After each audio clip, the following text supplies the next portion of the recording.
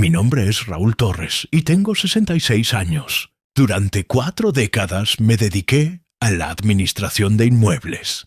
Un trabajo que me enseñó muchísimo sobre cómo tratar con personas difíciles y situaciones complicadas. Nunca imaginé que toda esa experiencia la tendría que aplicar dentro de mi propia familia. Pero la vida tiene formas curiosas de ponernos a prueba. Todo comenzó una tarde de domingo en marzo. Era uno de esos días perfectos para relajarse después de una semana agotadora. Había preparado algo ligero para almorzar y me había instalado cómodamente frente al televisor para disfrutar del partido. Mi hija Bárbara había salido con mis nietos al centro comercial, así que tenía la casa para mí solo. La tranquilidad era absoluta.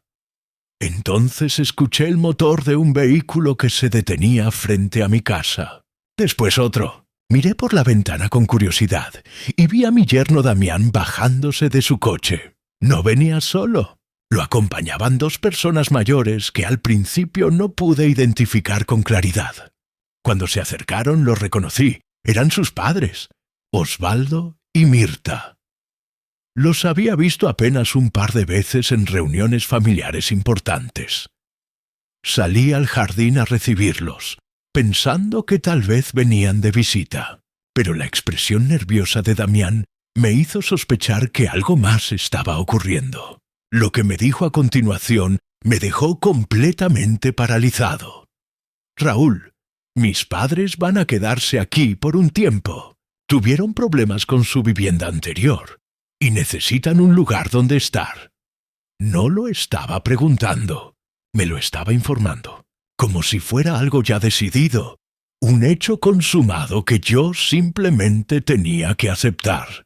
¿Perdón? ¿Van a quedarse en mi casa? ¿Cuándo pensabas consultarme esto, Damián? Antes de que mi yerno pudiera responder, Osvaldo intervino con tono conciliador. Esperamos no causar molestias. Raúl, Damián nos comentó que tienes espacio suficiente y que no habría inconveniente. Mirta añadió rápidamente: solo será por unos pocos días, hasta que encontremos algo. Estamos muy agradecidos. Sentí una mezcla de incredulidad y enojo que traté de controlar por respeto a las personas presentes. Está bien, pasen. Luego conversaremos. Durante las siguientes horas, mientras Osvaldo y Mirta se acomodaban en el cuarto de invitados como si fuera lo más natural del mundo, yo intentaba procesar lo que acababa de suceder. Cuando finalmente pude hablar a solas con Damián, mi frustración era evidente. Explícame exactamente qué está pasando. Damián me contó que sus padres habían perdido su casa porque no podían continuar pagando el alquiler. No tenían otros familiares con quienes quedarse, y él había considerado que mi hogar era la solución ideal para todos. ¿La solución ideal para quién, Damián? Porque a mí nadie me preguntó nada. Raúl, no seas tan dramático. Son 2 personas mayores que necesitan ayuda. Tú tienes el espacio. Bárbara podrá conocer mejor a mis padres. Es beneficioso para todos. Todos menos yo, que ni siquiera fui consultado sobre una decisión que afecta mi propia casa. Sabía que dirías que sí, si te lo preguntaba. Eres una buena persona. ¿Y si hubiera dicho que no? Su silencio lo dijo todo. Damián no me había consultado precisamente porque sabía que existía la posibilidad de que yo rechazara la propuesta. Entonces decidió simplemente presentarme la situación como un hecho, apostando a que yo no tendría corazón para echar a 2 ancianos que ya habían desempacado sus pertenencias. Esto está muy mal, Damián. No puedes tomar decisiones sobre mi casa sin mi consentimiento. Es temporal, Raúl. En 1 o 2 semanas encontrarán algo y se irán. Hace un momento dijiste días, ahora dices semanas. ¿Cuánto tiempo realmente? El necesario. ¿Y yo tendré que mantenerlos todo ese tiempo? Agua, electricidad, gas, comida, todo eso cuesta dinero. No creo que sea tanto gasto. Dime, Damián, ¿alguna vez has pagado tú solo todos los servicios de una vivienda? No supo qué responder. Damián y Bárbara alquilaban un departamento, pero era mi hija quien con su salario de enfermera cubría la mayoría de los gastos. Cuando Bárbara regresó del centro comercial con Tomás y Micaela, se encontró con la sorpresa de dos nuevos residentes en casa. Su reacción fue similar a la mía: confusión, sorpresa y una creciente molestia hacia su esposo. «¿Cómo se te ocurrió traer a tus padres sin consultarnos primero?», le reclamó en la cocina, intentando mantener la voz baja. Era una emergencia, Bárbara. No podían quedarse en la calle. Las emergencias no aparecen de un día para otro. El vencimiento de un contrato de alquiler se conoce con anticipación. Había tiempo para hablar. Son mis padres, y esta es la casa de mi padre. Fue la primera discusión seria que presencié entre ellos desde su matrimonio 3 años atrás. Una pelea que podría haberse evitado completamente con una simple conversación previa. Los primeros días fueron extremadamente incómodos para todos. Osvaldo y Mirta intentaban ser amables y agradecidos, pero se notaba que se sentían fuera de lugar. Yo trataba de ser hospitalario, aunque cada día que pasaba aumentaba mi molestia. Bárbara estaba visiblemente enojada con Damián, y esa tensión se sentía en el ambiente. Mis nietos, Tomás de 10 años y Micaela de 7, estaban confundidos por la repentina aparición de estos abuelos desconocidos. «Abuelo», me preguntó Tomás al tercer día, ¿los papás de papá se quedarán para siempre? Era una pregunta difícil de responder sin involucrar a los niños en problemas de adultos. «No lo sé, Tomás. Me habría gustado que tu papá nos consultara antes de que vinieran, pero ahora que están aquí, veremos qué sucede». Durante esa primera semana, comencé a notar ciertos patrones preocupantes. Osvaldo y Mirta no parecían estar haciendo ningún esfuerzo genuino por buscar una vivienda alternativa. Cuando les preguntaba sobre sus búsquedas, siempre tenían excusas. Los departamentos estaban muy caros, los requisitos eran complicados, necesitaban más tiempo. Además, se habían instalado como si mi casa fuera un hotel de 5 estrellas. Esperaban que la comida estuviera lista, que alguien más limpiara su habitación y lavara su ropa. Cuando les sugerí que podrían colaborar con las tareas domésticas, Mirta me informó que tenía problemas de espalda y Osvaldo que sufría de presión alta. Para colmo, comenzaron a opinar sobre cómo funcionaba mi hogar. Que si la televisión estaba muy alta, que si los niños hacían demasiado ruido, que si la comida tenía exceso de sal, que si la temperatura de la casa no era la adecuada. «Raúl», me dijo Mirta al 5.º día, ¿no crees que deberías ser más estricto con los niños? Hacen mucho escándalo cuando nosotros queremos descansar. Mirta, los niños viven aquí. Esta es su casa y tienen derecho a jugar dentro de límites razonables. Pero somos personas mayores. Necesitamos tranquilidad. Si necesitan tranquilidad absoluta, quizás deberían apresurarse a encontrar su propio lugar». Al final de la primera semana, tuve una conversación seria con Damián. «Necesitamos establecer cuánto tiempo exactamente se quedarán tus padres aquí. ¿Están causando problemas? Cualquier huésped causa problemas después de cierto tiempo, sin importar cuán agradable sea. Yo no acordé tener 2 personas viviendo indefinidamente en mi casa. Necesito una fecha». «¿Cuánto tiempo les darías?» La pregunta es al revés, Damián.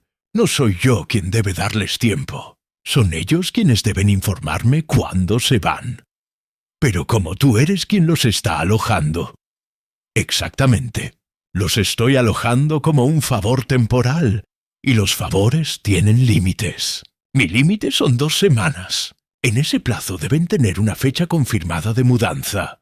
Y si no la tienen, tendrán que irse de todas formas. Damián palideció. No puedes echarlos a la calle. No los echaré a la calle. Los echaré de mi casa. Lo que hagan después es su problema. Esa conversación dejó a Damián muy preocupado. Durante los días siguientes lo vi haciendo llamadas telefónicas constantemente, revisando anuncios clasificados, buscando desesperadamente opciones para sus padres. Pero no era sencillo. Osvaldo y Mirta tenían demasiados requisitos. Querían algo céntrico, económico y que no requiriera garantías ni depósito. En otras palabras, buscaban algo imposible. Cuando se cumplieron las 2 semanas, Damián vino a pedirme una extensión. Raúl, necesito un poco más de tiempo. Estoy muy cerca de conseguir algo, pero necesito otra semana. ¿Qué tan cerca? Muy cerca. Hay un departamento que les interesó, pero el propietario debe verificar algunos datos. ¿Y si ese departamento no se concreta? Se va a concretar. Confía en mí. Contra mi mejor juicio, le concedí una semana adicional, pero le dejé muy en claro que era la última prórroga. Damián, el próximo domingo, pase lo que pase, tus padres se van de mi casa. Entiendo. ¿Entiendes realmente? Porque no habrá más extensiones, no habrá más excusas, no habrá más negociaciones. Llegó el domingo, y como era predecible, Osvaldo y Mirta seguían en mi casa. El departamento se había caído a último momento. Damián tenía nuevas excusas y nuevas opciones casi seguras para la semana siguiente. Fue en ese momento cuando decidí que había llegado el tiempo de implementar mi sorpresa. Esa misma tarde, después de escuchar las últimas justificaciones de Damián, le dije algo que lo dejó completamente desconcertado. Está bien, Damián. Tus padres pueden quedarse todo el tiempo que necesiten. Se quedó mirándome con incredulidad. Chin Doner. ¿En serio? ¿Cambiaste de opinión? Sí, cambié de opinión. Pueden quedarse el tiempo necesario. Solo hay una condición. ¿Cuál? Como serán residentes permanentes, tendrán que pagar alquiler. El color abandonó su rostro. ¿Alquiler? Sí, alquiler, como cualquier inquilino. Saqué un papel donde había calculado cuidadosamente los números durante los últimos días. La habitación que ocupan, más el uso compartido de cocina, sala, comedor y baños, más los servicios y gastos de alimentación, suman 400 pesos mensuales. 400 pesos es muchísimo dinero. Es exactamente lo que costaría alquilar un monoambiente en este barrio, más los gastos de comida. Si quieres que vivan gratis, manténlos tú en tu departamento. No podemos tener 4 personas en un departamento de 2 ambientes. Entonces tendrán que pagar el alquiler aquí. Y si no pueden pagar, tendrán que buscar algo que sí puedan costear. Pero, ¿cómo van a pagar 400 pesos si no tienen ingresos estables? Ese no es mi problema, Damián. Es el problema de ellos. Damián guardó silencio durante varios minutos, procesando la nueva situación. Esto es venganza por no haberte consultado. No es venganza. Es una decisión comercial. Si tus padres van a residir aquí permanentemente, pagarán como inquilinos permanentes. No hay forma de negociar algo más económico. ¿Cómo qué? No sé, que paguen solo los servicios o que ayuden con las tareas de la casa en lugar de dinero. Damián, no necesito empleados domésticos. Necesito que mi casa vuelva a ser mi casa. Esa noche, Damián tuvo una reunión con sus padres para explicarles la nueva situación. Desde mi habitación pude escuchar que la conversación se tornó muy tensa rápidamente. 400 pesos al mes, gritó Osvaldo. Este hombre cree que somos millonarios. Papá, baja la voz, le pidió Damián. No voy a bajar la voz. Es un abuso. Está aprovechándose de dos ancianos sin recursos. No es un abuso, papá. Es lo que cuesta vivir. Vivir en un hotel de lujo, protestó Mirta. No somos turistas. La discusión continuó durante más de una hora. Finalmente, llegaron a la conclusión de que no podían pagar esa cantidad, pero tampoco tenían alternativas inmediatas. Al día siguiente, Damián vino a negociar nuevamente. Hablé con mis padres. No pueden pagar 400, pero están dispuestos a pagar la mitad. 200 pesos. Sí, y el resto lo compensarían ayudando con todas las tareas de la casa. Cocinar, limpiar, lavar, planchar, todo. ¿En serio? Porque hasta ahora no han movido un dedo. Se comprometieron. Te lo garantizo. ¿Tú te haces responsable si no cumplen? Sí. Eso significa que si no cumplen con las tareas domésticas, tú pagarás la diferencia. Damián se quedó callado nuevamente. Le expliqué que si él no estaba dispuesto a garantizar económicamente el cumplimiento, yo no tenía razón para confiar en promesas verbales. Decidí darles una oportunidad, pero con condiciones muy específicas. Acepto 200 pesos más trabajo doméstico, pero con un contrato por escrito que especifique exactamente qué tareas deben realizar, cuándo y qué sucede si no las cumplen. ¿Un contrato? ¿En serio? Después de todo lo que ha pasado, ¿realmente crees que aceptaré promesas verbales? Esa tarde redacté un contrato de alquiler profesional, similar a los que había manejado durante años en mi trabajo. Especificaba el monto del alquiler, las tareas domésticas correspondientes a cada inquilino, los horarios, las penalizaciones por incumplimiento y las condiciones de rescisión. Esto parece más complicado que alquilar un departamento normal, comentó Damián al leer el documento. Exactamente, igual que alquilar un departamento, porque eso es lo que están haciendo, alquilar parte de mi vivienda. Osvaldo y Mirta leyeron el contrato con expresiones largas y decepcionadas. Era claro que no esperaban que las cosas se formalizaran hasta ese punto. ¿Realmente crees necesario todo este papeleo?, me preguntó Osvaldo. Somos gente de palabra. Este papeleo protege a todos. Así no habrá malentendidos sobre las expectativas de cada uno. Es muy formal para una relación familiar. Esto dejó de ser solo una relación familiar cuando ustedes se mudaron sin consultarme. Ahora también es una relación comercial. Después de mucha discusión y protestas, Osvaldo y Mirta firmaron el contrato, no porque estuvieran contentos con los términos, sino porque no tenían mejores alternativas. Los primeros días después de firmar fueron muy tensos. Osvaldo y Mirta cumplían con las tareas, pero de mala gana, como si estuvieran siendo castigados. Se quejaban constantemente de que las tareas eran pesadas, de que el contrato era estricto, de que yo era demasiado exigente. Después de 2 semanas, Damián volvió a hablar conmigo. Mis padres no están contentos con el arreglo. ¿Qué problema tienen? Dicen que se sienten como empleados. ¿Y cuál es el problema con eso? Que vinieron como huéspedes, no como empleados. Vinieron como huéspedes temporales por unos días. Ya llevan más de un mes. Ya no son huéspedes, son inquilinos. Esa conversación marcó un punto de inflexión. Damián comenzó a entender que yo no retrocedería en las condiciones establecidas. También empezó a comprender que él había creado esta situación con su decisión irresponsable. Durante las siguientes semanas, algo interesante comenzó a suceder. Osvaldo y Mirta fueron adaptándose gradualmente al nuevo sistema.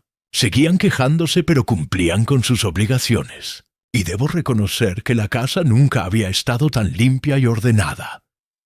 Mirta resultó ser una cocinera excelente. Osvaldo era muy hábil para reparaciones menores y jardinería. De a poco fueron encontrando tareas que realmente podían realizar bien y sin tanto esfuerzo. Pero lo más importante era que habían comprendido que vivir en mi casa no era gratis, que tenían obligaciones reales. Un mes después, pasó algo que no esperaba. Bárbara vino a hablar conmigo. «Papá, quiero pedirte perdón por lo que hizo Damián». «¿Por qué me pides perdón tú? Tú no hiciste nada malo». «Porque soy su esposa y porque no lo detuve cuando me enteré». «Tú tampoco sabías que los traería». «No, pero cuando me enteré, debería haberle dicho que los llevara a otro lado inmediatamente. Me dio lástima. Son dos ancianos sin lugar a dónde ir. ¿Y ahora qué piensas?»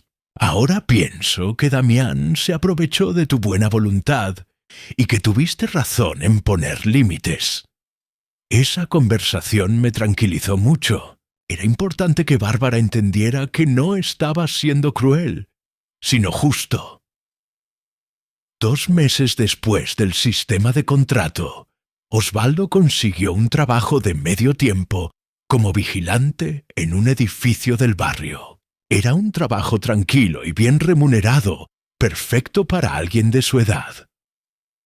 «Ahora que tengo trabajo, ¿podríamos renegociar el contrato?», me preguntó. «¿En qué sentido? ¿Podría pagar más alquiler y hacer menos tareas domésticas?». «Por supuesto». «¿Cuánto podrías pagar?». 300 pesos. 300 más 100 en tareas domésticas.